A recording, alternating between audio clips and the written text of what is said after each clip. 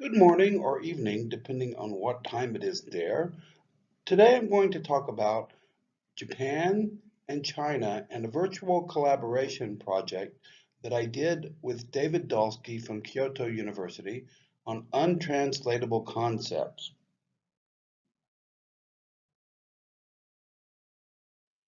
An outline of what I'll talk about today includes an overview of exploratory practice. Then I'll talk about team learning and virtual collaboration. Then I'll talk about untranslatable concepts such as giri and renqing, which is indebtedness in relationships, and amae and sajiao, which is asking for an inappropriate favor.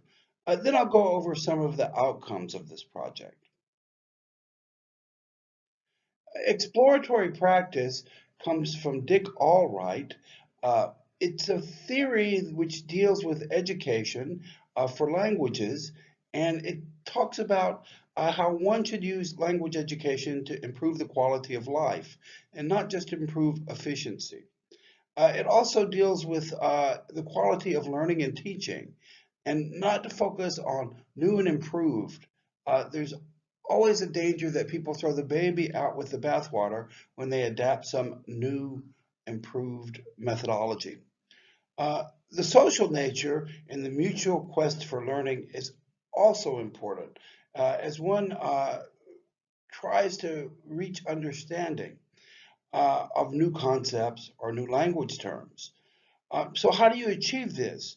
You do it by making learning fun. So if you can find projects which make learning fun, and the learners think it's fun, then they'll do it and they'll enjoy it. And that will improve the quality of life and the efficiency of learning. So we also utilized team learning and virtual collaboration uh, in this online international project. We took an online learning platform called Edmodo, which is free and has over 1 million learners on it and teachers worldwide. We took Japanese and Chinese groups in first year academic writing, and we had them make groups on this website where they could communicate with each other online. They shared writing samples, they helped each other.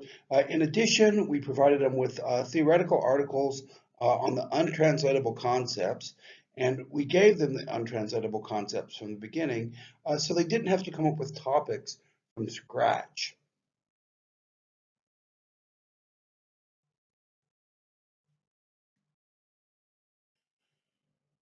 Chinese and Japanese indigenous psychological concepts are concepts which come from their own languages and their own nationalities. And today we're going to look at Japanese giri and Chinese renqing, which is this indebtedness in relationships, and Japanese amae and Chinese sajiao, which is asking for an inappropriate favor,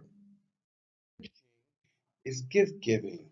Uh, the Chinese tend to see this as something that came across as a result of the Cultural Revolution because now they give very big, expensive gifts. One colleague of mine just got a car similar to what you see in the picture. So for them, the sense of obligation is manifested in gift giving. Japanese giri, on the other hand, uh, is how you pay back your indebtedness to society. And for the Japanese, they have festivals and holidays where they give gifts, and they have prescribed traditions about this. And for the Japanese, it's better to give inexpensive gifts. So an example is this Senbatsuru. Here you can see the origami on the left and the Senbatsuru on the right. So what they do is they fold 1,000 cranes and they string them together with thread. And so the monetary value of this paper gift is nothing, but the time it takes to make it and the thought required is a lot. And so for the Japanese, inexpensive gifts are usually better. In Chinese, they do this sajiao, and here you can see the woman is pouting, and a woman pouts and acts like a child in order to gain some favor from a man. And this is done, and it's acceptable in society, and everybody knows about this sajiao. And they talk about this as a way to getting what you want. And it's asking for an inappropriate favor by acting like a child. In Japan, they have this anatomy of dependence by Takeo Doi, and the anatomy of dependence talks about amae. And amae is the same concept, except it's usually a man who acts like a child to get some favor from his wife in order to show closeness and love in their relationship. And so for the Japanese and the Chinese, they have the same concept about acting like a child in order to get what you want from your spouse uh, or partner. But in China, it's the woman who gets it from the man, and in Japan, it's the man who gets it from the woman. Outcomes for this were successful. So we found that this exploratory practice project was fun. We got good feedback from the learners, and we saw that the English for academic purposes writing samples were the same.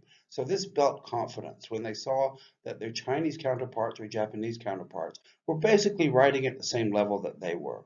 Uh, they focused more on the concepts that they were discussing than the actual technicalities of the writing, but because they were sharing their writing with people abroad, they tended to do a better job at it. We use limited Skype because the internet isn't so good. So then we used limited Skype, and so that was one of the things that we did in order to make the project work. And we found this team learning and virtual collaboration a great success because everybody had fun and everybody completed the project. References if you would like some further reading. And if you want to get in touch with me, feel free to contact me anytime. Here's my email. All right, thank you very much and enjoy the rest of your conference, and thank you for having me.